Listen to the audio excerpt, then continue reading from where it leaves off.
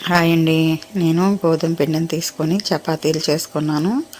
ఇలా చేసి పెట్టుకున్న చపాతీలని నేను చాకుతో చూపించే విధంగా కట్ చేశానండి. ఇందులో నేను కొంచెం నెయ్యి వేసాను, కొంచెం సాల్ట్ వేసి కలుపుకున్నాను అనమాట. ఇలా కట్ చేసేసుకొని మొత్తాన్ని కట్ చేసుకున్నాను. కట్ చేసుకున్న వాటిని ఆయిల్లో డీప్ ఫ్రై చేశానండి. ఇవి ఈజీగానే వచ్చేస్తాయి.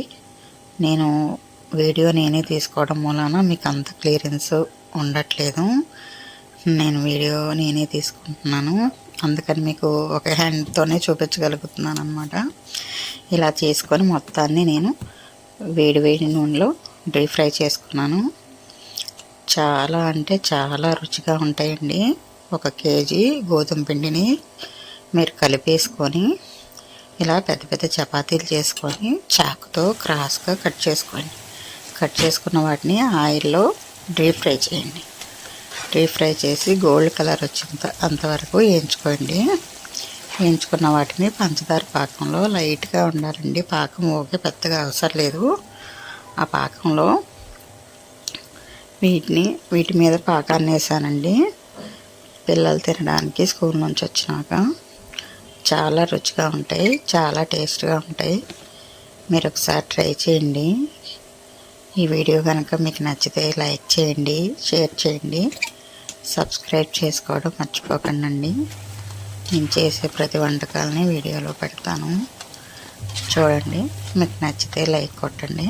చూడండి, చాలా అంటే చాలా గుల్లగా, చాలా రుచిగా ఉన్నాయి. సింపుల్గా అయిపోతాయండి. 10 నిమిషాల్లో చేసేసుకోవచ్చు.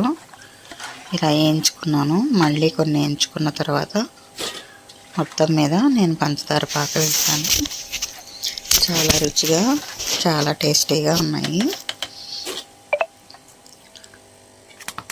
ఒకసారి మీరు కూడా ట్రై చేయండి. ఇలా కలిసిపోయినా పర్లేదండి, ఏమవదు. ఆయిల్లో వేసేపాటికి సపరేట్ అయిపోతాయి, కంగారేం పడక్కర్లేదు. తీసేటప్పుడు ఒక్కొక్కటి కలిసిపోయినా ఆయిల్లో వేయగానే సపరేట్ అయిపోతాయండి. నేను పిండి కలిపే విధానం ఇంకొకసారి చూపిస్తాను. పిండి కలిపేటప్పుడు నేను వీడియో తీయలేదు.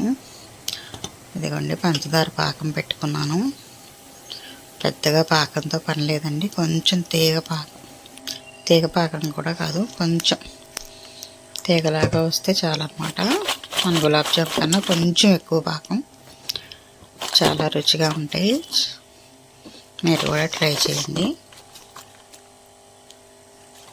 మరిన్ని వీడియోస్తో మీ ముందుకు వస్తాను. నా వీడియో నచ్చితే లైక్ చేయండి, షేర్ చేయండి, సబ్స్క్రైబ్ చేసుకోండి.